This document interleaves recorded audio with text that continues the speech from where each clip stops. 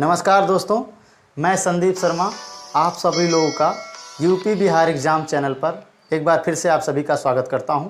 देखिए, मैं आपको संज्ञा के एक पार्ट में बता चुका हूं कि व्यक्तिवाचक और जातिवाचक संज्ञा को कैसे पहचानते हैं। तो दूसरे पार्ट में जो बची हुई संज्ञाओं के बारे में आपको बताऊंगा और इन दोनों का मैं आपको रिवीजन करवा देता हूं।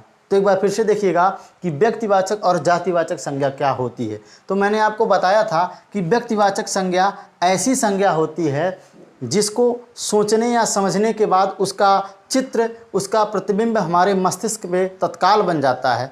ऐसी संज्ञाएं जो दृश्यमान होती हैं उसको हम लोग कहते हैं क्या? व्यक्तिवाचक संज्ञा।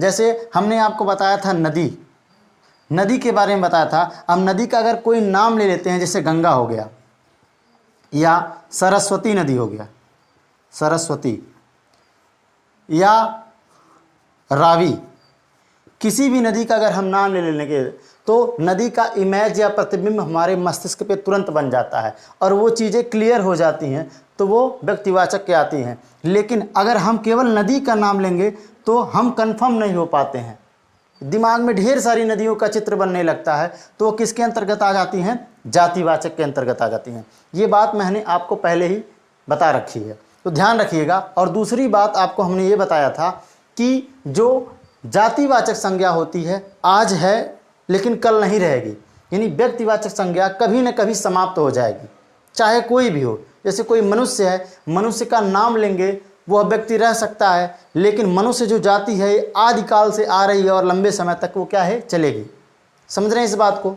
तो देखिएगा, जैसे मैंने आपको बता दिया नदी के बारे में, देख लीजिए इन नदियों में से मान लीजिए एक नदी है सरस्वती। अब सरस्वती नदी को विलुप्त मान लिया गया है, तो जो सरस्वती नदी है पहले थी अब नहीं है, लेकिन नदी पहले भी नदी का नाम था, अब भी नदी है। तो जातिवाचक संज्ञा जो होती है कभी समाप्त नहीं होती है, इसको याद रखिएगा आप लोग, ठीक है। दूसरी बात हमने आपको क्या बताया था कि जो व्यक्तिवाचक और जातिवाचक होता है इनमें कुछ वाक्यों से संबंधित प्रश्न आते हैं, तो उसको याद करने के लिए हम आपको तरीका बताए थे। क्या? जैसे हमने बताया था आपको, जैसे एग्जाम्पल के रूप में देखिएगा, आज हर घर में सीता सावित्री हैं। अगर ये वाक्य आ जाए आपके परीक्षा में और आपसे पूछ लिया जाए कि इसमें बताइए सीता सावित्री कौन सी संज्ञा है, व्यक्तिवाचक या जातिवाचक, तो आप क्या बताएंगे? अब देख लीजिए, तो अगर ये वाक्य आ जाए तो आप इसको देखेंगे कि जो सीता सावित्री है वो किसके बारे में कहा जा रहा है, ठीक है। अगर पूछ ले कि जो सीता सावित्री है किसके बारे में कहा जा रहा है, तो कह रहा आज हर घर में, या घर घर की बात करेगा। अगर एक की बात करता तो ये व्यक्तिवाचक हो जाता है, लेकिन यहाँ हर घर की बात या घर घर की बात कहा रहा है, इसलिए यहाँ पे सीता सावित्री कौन सी संज्ञा हो जाएगी? ये जातिवाचक संज्ञा हो जाएगी। समझ रहे हैं? हाँ, दूसरा एग्जाम्पल देख लीजिए। जैसे आपको आपके परीक्षा में आ जाए कि हमारे देश में जयचंदों की, हमारे देश में जयचंदों की कमी नहीं है। आप मात्र दो उदाहरण से ही आप किसी भी शब्द को, किसी भी जातिवाचक या व्यक्तिवाचक को कर सकते हैं। तो ध्यान से समझिएगा। जैसे दिया है हमारे देश में जयचंदों की कमी नहीं है। अब इस वाक्य में एक शब्द आ गया है, अंडरलाइन किया हुआ शब्द जयचंद। अब इसे यहाँ पे पूछ ले, अगर इस वाक्य के माध्यम से पूछे कि निम्न में से निम्नांकित या रेखांकित शब्द कौन सी संज्ञा है, तो आप क्या बताएंगे? तो वाक्य को पढ़िएगा आप लोग अच्छी तरह से। हमारे देश में जयचंदों की कमी नहीं है, इसका तात्पर्य क्या हुआ? अब देखिए, हमारे देश में जयचंदों की कमी नहीं है मतलब सिर्फ स्पेशली एक व्यक्ति या किसी एक जयचंद के बारे में बात नहीं कही गई है, इसमें ढेर सारे जयचंदों की बात कही गई है। तो ये भी जो जयचंद शब्द है ये भी अब क्या हो जाएगा? जातिवाचक संज्ञा। लेकिन अगर यही बात आपसे कहा जाए, अगर यही बात को दूसरी तरह से पेश किया जाए वाक्य में और कहा जाए कि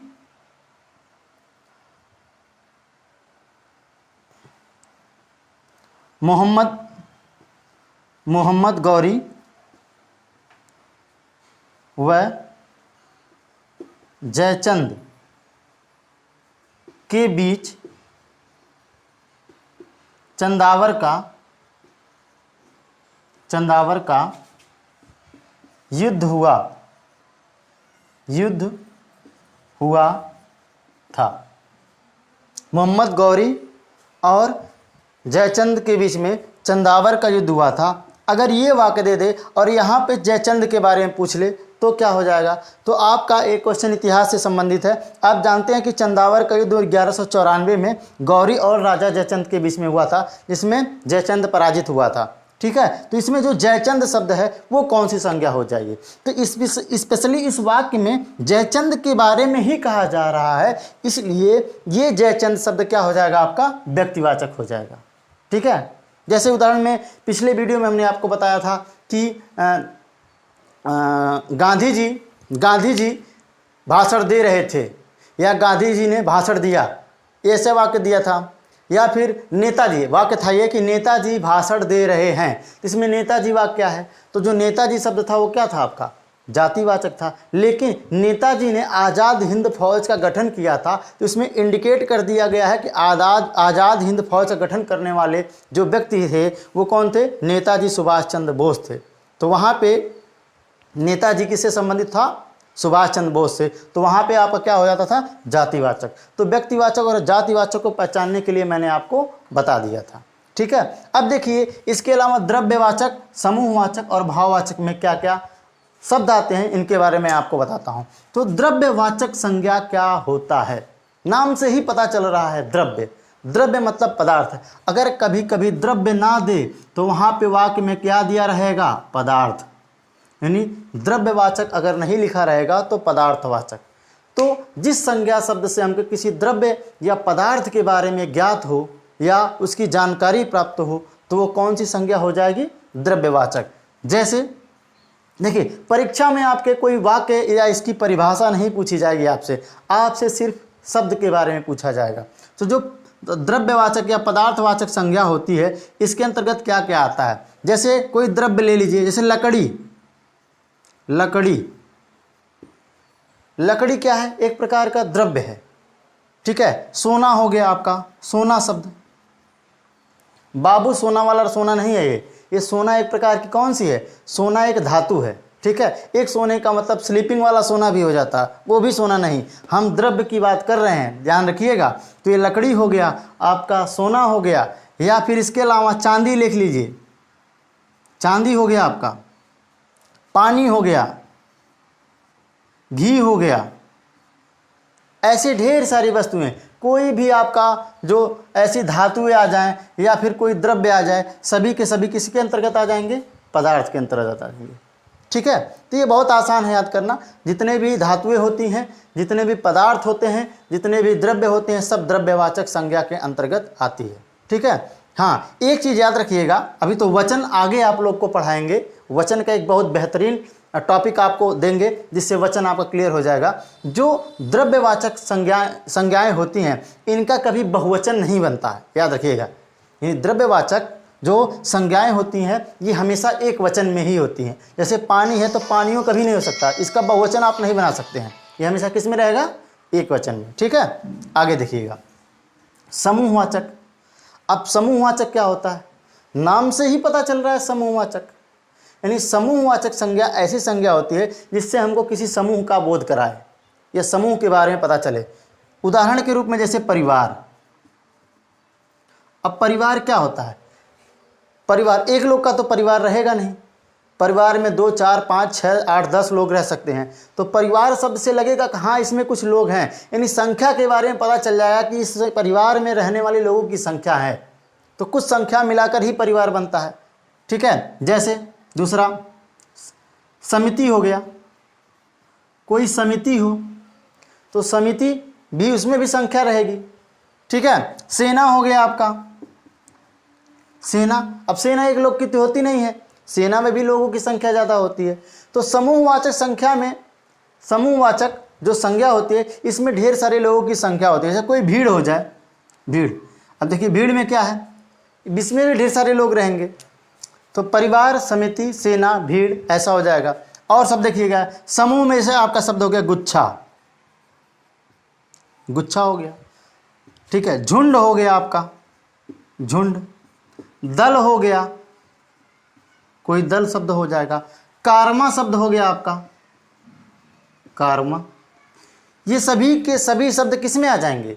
सभी के सभी शब्द आपके समूहवाचक के अंतर्गत आ जाएंगे। अब इन समूहवाचक शब्दों से कभी कभी वाक्य त्रुटियां भी बना कर देता है, तो वो पहचानने में लोगों को कठिनाई हो जाती है। तो इनसे बनने वाले शब्द को, इनसे बनने वाले शब्दों या वाक्यों के बारे में, इनसे जो वाक्य बनेंगे उसके बारे में आपको बेहतरीन से बेहतरीन शब्दों के या फिर वाक्यों के बारे में जानकारी होनी चाहिए, नहीं तो आपके बने हुए वाक्य गलत हो जाएंगे। जैसे आपसे पूछ देगा क्या, जैसे लिख देगा ये आदमियों का झुंड है, या व्यक्तियों का, आदमी का झुंड, ऐसे दे देगा। अब आपसे पूछा जाएगा ये वाक्य में सही है कि नहीं। कोई लंबा सा वाक्य किसी को खींच के बड़ा कर सकता है कि आदमियों का झुंड जा रहा है, तो ये वाक्य सही होगा कि नहीं? ये गलत हो जाएगा। कभी भी आदमियों का झुंड नहीं हो सकता है। झुंड किसका हो सकता है? जानवर का, जानवरों का झुंड हो जाएगा। दल की बात कर सकता है, दल हो सकता है, ठीक है।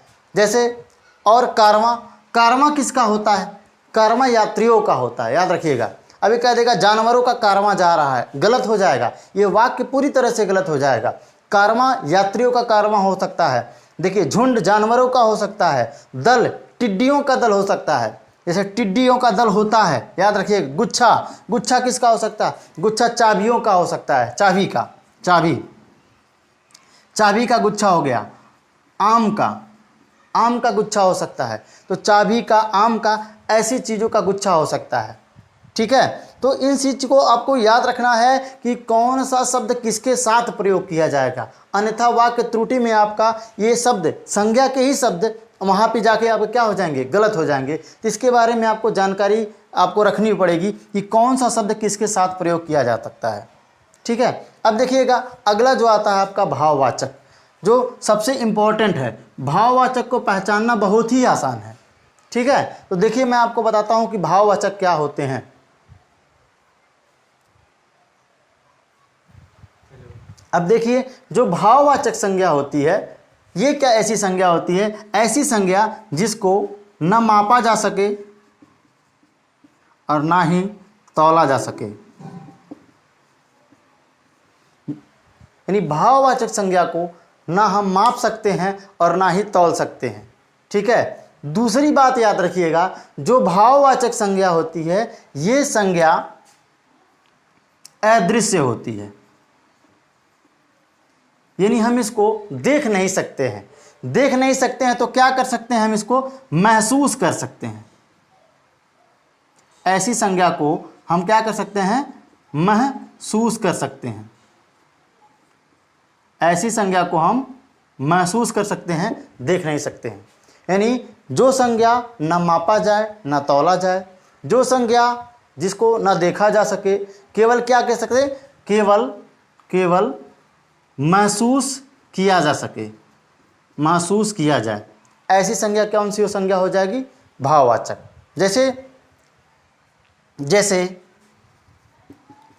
जैसे आपका मिठास,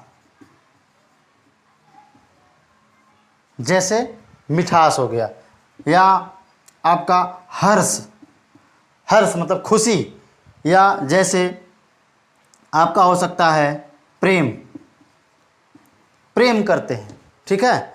या जैसे घृणा, घृणा बोलते हैं ना, जब गुस्सा हो जाते हैं तो लोग क्या बोलते हैं? आई हेट यू, मैं तुमसे घृणा करता हूँ। तो बताइए, घृणा को माप सकते हैं या बता सकते हैं कि मैं तुमसे 2 किलो घृणा करता हूँ? नहीं, ये नहीं, ये ना मापा जा सकता है ना ही तौला जा सकता है। तो जो घृणा होती है ये भाववाचक संज्ञा के अंतर्गत आ जाएगी, ठीक है। घृणा शब्द भाववाचक, प्रेम, घृणा, मिठास, बचपन। देखिए कोई अवस्था हो जाए, बचपन मतलब मिला जुला के आप याद रखिएगा कि भाववाचक के अंतर्गत, यानी भाववाचक संज्ञा के अंतर्गत आपका भाव आ जाएगा, कोई दशा आ सकती है या कोई गुण आ सकता है। ये सभी चीज़ों को याद रखिएगा, यानी भाव, दशा या गुण, ये सभी चीज़ें किसके अंतर्गत आ जाएंगी, ये सब भाववाचक के अंतर्गत आ जाएंगी। तो इन संज्ञा को बहुत आसान तरीके से हम क्या कर सकते हैं, याद कर सकते हैं। तो संज्ञा शब्द को पहचानने का जो तरीका था मैं आपको बता दिया हूँ, इनका आप रिवीजन कर डालिएगा और इससे बनने वाले जितने भी क्वेश्चन होंगे उसका मैं एक वीडियो लाऊंगा आपको और बेहतरीन प्रश्नों के साथ उसका एनालिसिस करवा दूंगा, जिससे आपका कोई भी प्रश्न संज्ञा से ना छूटे पाए। ठीक है, धन्यवाद।